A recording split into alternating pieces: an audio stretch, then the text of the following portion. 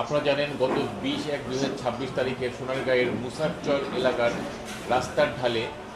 মোহাম্মদ সোহেল নামে একজন প্রতিবন্ধী অটোরিকশা চালকের স্কচটেপ মোড়ানো মৃতদেহ পাওয়া যায় এবং এই মোহাম্মদ সোহেলকে স্কচটেপ দিয়ে শ্বাসরোধ করে হত্যা করে তার অটোরিকশায় ছিনতাই করে নিয়ে যাওয়া হয়। এই সংঘাতে নিহতের ছোট ভাই সোনারগাঁ থানায় মামলা দায়ের করেন।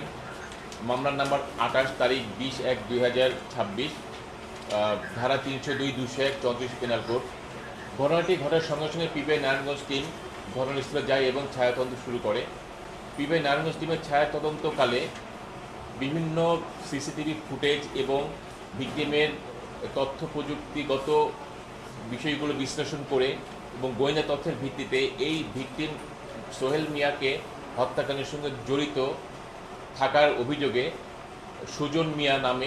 মিয়া এবং শফিকুল ইসলাম হীরা নামক দুইজনকে গত 22/1/2026 খ্রিস্টাব্দ রাত 11টা থেকে শুরু করে পরদিন 23/1/2026 খ্রিস্টাব্দ বিকাল 5 ঘটিকা পর্যন্ত টানা অভিযান পরিচালনা করে এই হত্যাকাণ্ডের সঙ্গে জড়িত এই দুই আসামি সুজন মিয়া শফিকুল ইসলাম হীরাকে গ্রেপ্তার করার তাদের দেওয়া তথ্য মতে এই অটোরিকশা যাদের কাছে বিক্রি করা হয়, অর্থাৎ অটোরিকশা কেনাবেচার সঙ্গে জড়িত চক্রটিকে ভুলতা গাউসিয়ার গোলাকান্দাইল এলাকার গ্যারেজ থেকে এই অটোরিকশা উদ্ধার করা হয় এবং এই অটোরিকশা কেনার সঙ্গে জড়িত আসামি মোহাম্মদ দুলাল মিয়া, আব্দুর রহিম মিয়া এবং মোহাম্মদ আবুল কাশেমকে গ্রেফতার করে তাদেরকে আমাদের হেফাজতে নিয়ে আসা হয়।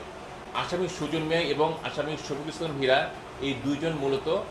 ভিকটিম সোহেল মিয়াকে হত্যা করে তার অটোরিকশা ছিনতাই করার পরিকল্পনা করে এবং এই পরিকল্পনা মোতাবেক তারা দুজন মিলে 19/1/2026 খ্রিস্টাব্দ বিকালবেলা সোহেল মিয়ার অটোরিকশা নিয়ে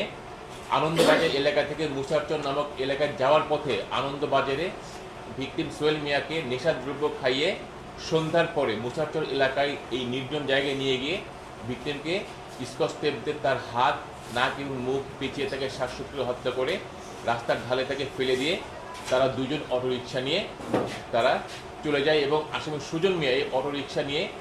এই ভুলতা গাউসিয়ায় এই গোলাকান্দের এলাকায় আবুল কাশেমের গ্যারেজে অটোরিকশায় রাখে। পরদিন আসামি সুজন মিয়া গোলাকান্দিলা গ্যারেজে গিয়ে আবুল কাশেম, আব্দুর রহিম মিয়ার সহযোগিতায় মোহাম্মদ দুলাল মিয়ার কাছে এই অটোরিকশাটি বিক্রি করে দেয়। আমরা 5 জন আসামিকে অদ্য 24/1/2026 খ্রিস্টাব্দে বিজ্ঞ আদালতে প্রেরণ করব এবং আসামি সুজন মিয়া ও আসামি শফিকুল ইসলাম হীরা এই হত্যাকাণ্ডের সঙ্গে জড়িত থাকার বিষয়ে